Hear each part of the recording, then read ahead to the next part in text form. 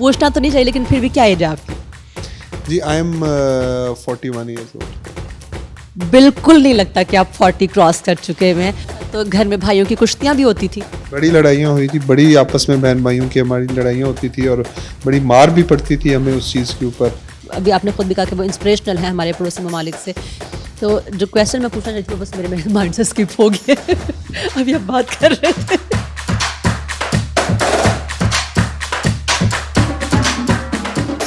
अस्सलामुअलैकुम नाजरीन, मैं हूं नसरीन बट और आप देख रहे हैं अख़वत न्यूज़। और इस वक्त हमारे साथ मौजूद हैं सूबाई वज़ीर खेल, सकाफ़त और अमूर नौजवान को डील कर रहे हैं। हम आपसे उनकी मुलाकात करवाएंगे, लेकिन इनको देख कर लगता नहीं है कि ये मिनिस्टर होंगे, क्योंकि रिवायत से थोड़ा सा हट के है कि इतने यंग मिनिस्टर हैं।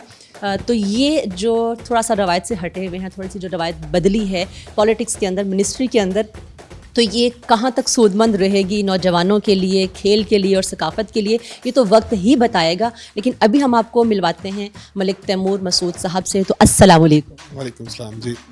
कैसे हैं आप?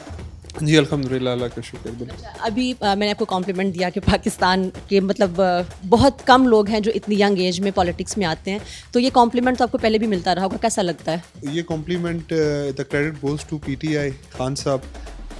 मेरा जो पूछने का मतलब था वो यही था कि एक कॉम्प्लीमेंट है।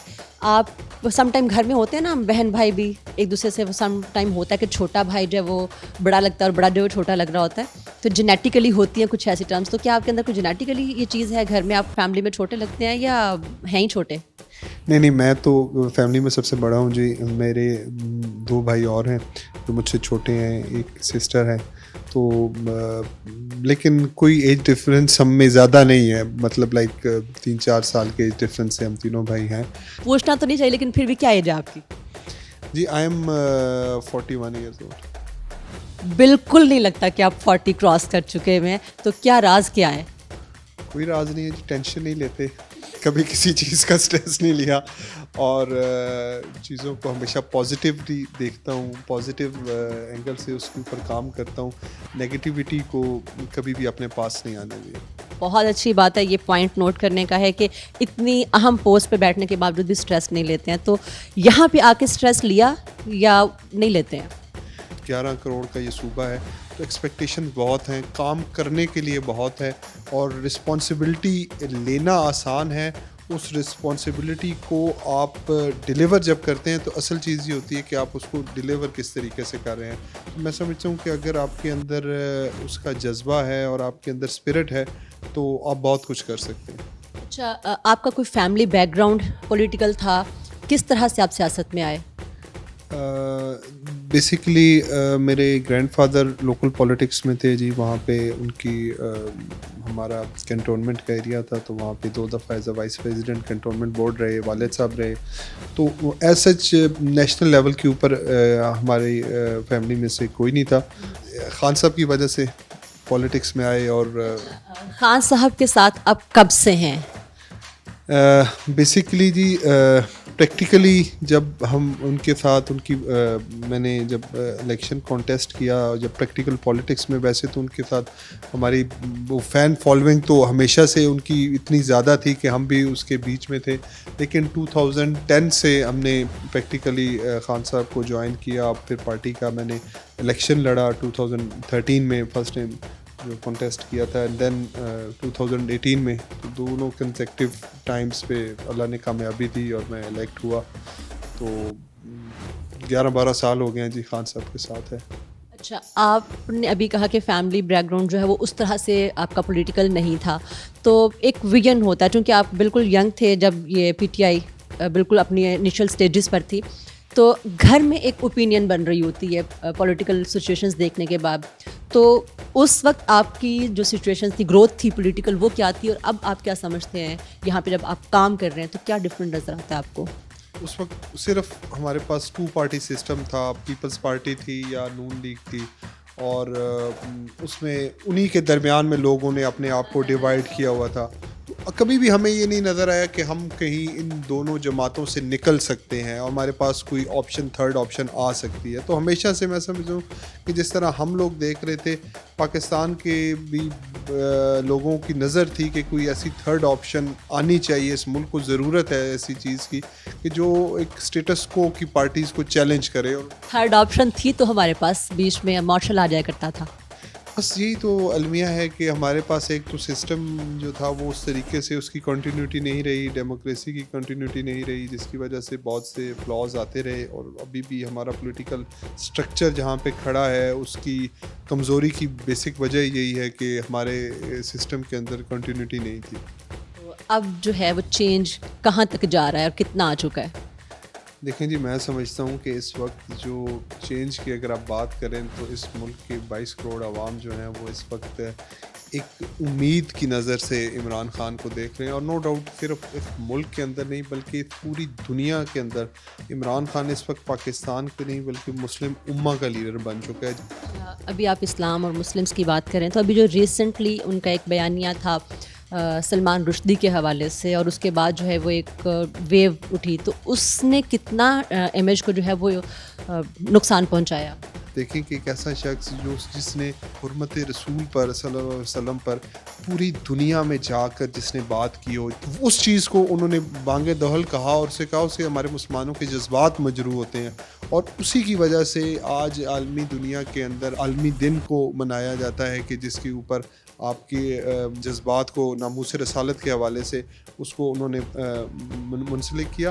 تو ایک ایسے شخص کے جس نے مدینہ کی ریاست کا خواب دیکھا ہو, اس سے اس چیز کو ایکسپیکٹ کر سکتے ہیں. میں سمجھتا ہوں کہ خان صاحب کی ذات کے کیچڑ اچھالنے کی کوشش ہے. اچھا, آپ مجھے بتائیں کہ آپ فیملی میں کتنے ممبرز ہیں, بہن بھائی, اور نمبر آپ کا بتا چکی ہے کہ آپ سب سے بڑے ہیں, تو کتنے ہیں تعداد میں؟ 4 بہن بھائی ہیں جی. ہم مجھ سے چھوٹے 2 بھائی ہیں اور پھر ایک سسٹر ہے. تو چاروں بہن بھائیوں میں پڑھائی کا مقابلہ ہوتا تھا؟ پڑھائی کے لحاظ سے جو میرے چھوٹے دونوں بہن بھائی ہیں وہ ٹوئنس ہیں, تو وہ ہمیشہ سے کافی انٹیلیجنٹ رہے. تو بڑے آپ کو پتہ ہے ویسے بھی تھوڑے لاپرواہ ہوتے ہیں, تو ہم اور کھیل کود میں زیادہ تھے. مقابلہ ہم کھیل کود میں کرتے تھے, پڑھائیوں میں مقابلے ہمارے کم ہوتے تھے. تو گھر میں بھائیوں کی کشتیاں بھی ہوتی تھی؟ بڑی لڑائیاں ہوئی تھی, بڑی آپس میں بہن بھائیوں کی ہماری لڑائیاں ہوتی تھی, اور بڑی مار بھی پڑتی تھی ہمیں اس چیز کے اوپر, بڑی مار کھائی ہے ہم. گھر میں موسٹلی جو بڑا بیٹا ہوتا ہے یا بیٹی ہوتی ہے وہ بہت لاڈلے ہوتے ہیں, تو یا سب سے چھوٹے بہت لاڈلے ہوتے ہیں, تو آپ نے کہا کہ آپ بڑے تھے, تو کتنا لاڈ ملا آپ کو؟ مجھے جی, میں ہمیشہ والدہ سے کافی اٹیچ تھا, اور والدہ کا میں فیوریٹ ہوتے ہیں نا بچوں میں بھی آپ کے بہت کرو, تو وہ میں ان کا بچپن سے ہی میں ان کا لاڈلا تھا, اور ابھی تک میں سمجھتا ہوں کہ آج میں جہاں پہ بھی ہوں ان کی دعاؤں کا نتیجہ ہے. کیسے والد ہیں آپ؟ میں ہمیشہ سے یہ فیل کرتا ہوں کہ میں اپنے بچوں کو ٹائم نہیں دیتا, فیملی کو ٹائم نہیں دے پاتا. آپ نے بتایا کہ آپ اپنے بچپن میں سپورٹس میں بہت انوالو رہے ہیں, تو آپ کے بچے بھی کچھ ہے ان کے اندر یہ جینیٹیکلی کچھ؟ میری کوشش ہوتی ہے کہ وہ گیجٹ فریک نہ بنے, نکل کے گراؤنڈس کے اوپر جائیں اور وہاں پہ وہ کھیلیں. یہ تو بہت اچھا میسج ہے کہ آج کل جو ہماری جنریشن ہے وہ بالکل گیجٹس پہ آ چکی ہے, اور بہت اچھی بات ہے کہ آپ اپنے جو بچے ہیں ان کو آؤٹ ڈور گیمس کی طرف لے کے جائیں, نیچر کے قریب لے کے جائیں. بہت سی چیزیں, تو اب سپورٹس کی طرف ہم آ ہی چکے ہیں, تو سپورٹس کے حوالے سے ہم بات کریں گے کہ پاکستان میں بہت سے کھیل ایسے ہیں جو اسکول لیولس پہ ہونے چاہیے لیکن نہیں ہو پا رہے ہیں. تو آپ جب اس منسٹری پر موجود ہیں تو آپ اس حوالے سے, اسکول لیولس پہ ایک وقت تھا بہت گیمز ہوا کرتی تھی, لیکن اب جو ہے وہ گراؤنڈس چھوٹے ہوتے جا رہے ہیں اسکولس میں, تو کوئی ایسی پالیسی ہے یا آپ کے مائنڈ میں کوئی ایسی چیز ہے کہ بچوں کو انیشیل لیول سے, آپ نے خود ابھی کہا کہ آپ چاہتے ہیں کہ آپ کے بچے جو ہیں وہ اسپورٹس کی طرف جائیں, جو گیمز آؤٹ ڈور گیمز جو ہیں اس پہ جائیں, تو اس کے لیے سب سے جو بیسٹ پلیس ہے وہ اسکولس ہیں, تو کیا کریں گے اس حوالے سے آپ؟ دیکھیں جی, میں نے تو جیسے ہی اپنی منسٹری کا چارج لیا تو میرے جو سب سے پہلے انیشیٹو تھے اس میں سب سے جو امپورٹنٹ تھا وہ یہی تھا کہ ہم نے اپنے سپورٹس کو گراس روٹ لیول تک لے کے جانا ہے. اور اس کے لیے میں نے تمام اپنے ڈپارٹمنٹ کے اندر جتنی بھی ہماری نیچے تک کی ہیرارکی کے اندر لوگ تھے ان سب کو میں نے اس چیز کے اوپر فوکس کیا کہ آپ لوگ اپنے ایریاز کے اندر, تحصیل کے اندر جا کے, ایون کہ یونین کونسلز کے اندر جا کے جو ہمارے اسپورٹس کے اسکولوں کے اندر گراؤنڈز ہیں ان کو پراپر مینٹین کریں.